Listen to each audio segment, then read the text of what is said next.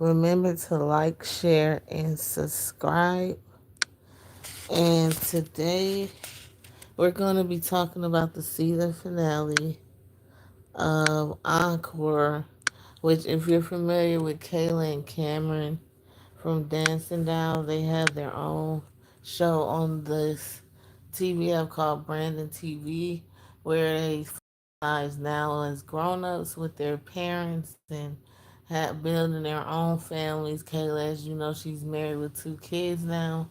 Cameron has a fiance and exploring more into dance. Kayla's doing dance and other things.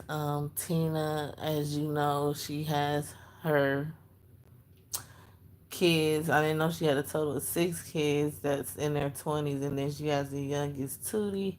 Then, of course, we have Mimi, Cameron's mom, and also that she has an older brother as well that I didn't know. But yeah, let's get into it. Remember to like, share, and subscribe. And um, this season finale was pretty good. I feel like it was a closure moment for everybody.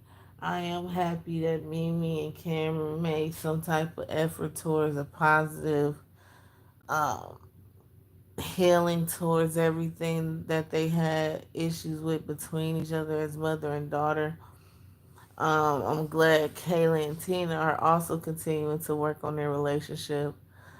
But the first part of the continuation of this episode was Tanya from Little Women and Mimi and Tina out and about just having lunch and talking about different topics. And last time we left off, Tanya had told Tina that basically Mimi told her she was kind of a bad parent because she let her mom take care of her kids, and of course, with her having Kayla at 16, a lot of the responsibilities went on her mom for a lot of the kids until she got older in life and helped take care of her other kids. And then now her mom is also looking after her youngest, Tootie, a lot of times. But the thing that bothered me about Tanya was I do appreciate her bringing that up to Tina, but I think that's something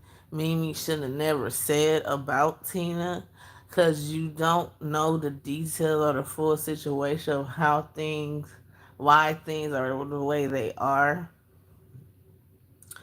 And also, I feel like Tanya was kind of judging her in a sense and kind of re-bringing up old wounds by bringing up, well, your daughter didn't invite you to her wedding, so like it's had to been something really like bad to the point where she didn't like her own mom, to where she felt like she didn't need to have her at her courthouse wedding that, but she had her mother-in-law there and her husband's mom and her mom's mom, but not her. But still, a point too, no one has a right to judge no one as a parent, because we've all said and done things as parents that we are not proud of, and it is a learning process.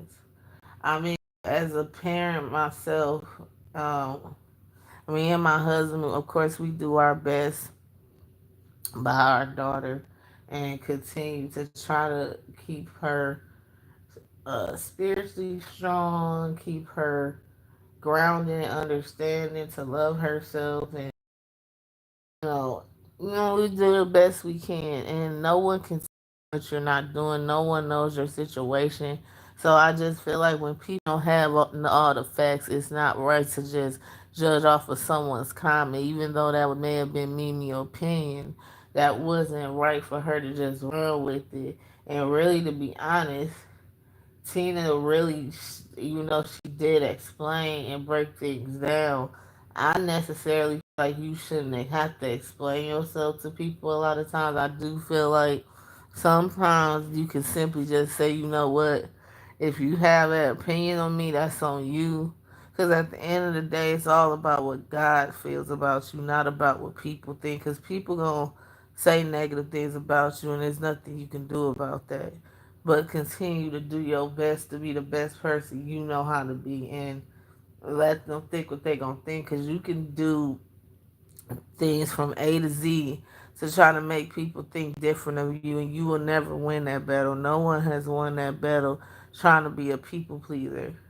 And that was something that Mimi brought up too, because she was talking about how being a people pleaser, she's no longer gonna be that way. Like, if somebody feel it's something about her that they don't like, or a standard she had set for herself, she's not gonna harp on trying to please them in the sense of doing bowing down to what they standards are just to appease them. She's gonna stand on her standards of her morals, which I feel like it's important for anybody to stand on your morals of what you feel is best for you and what's right for you.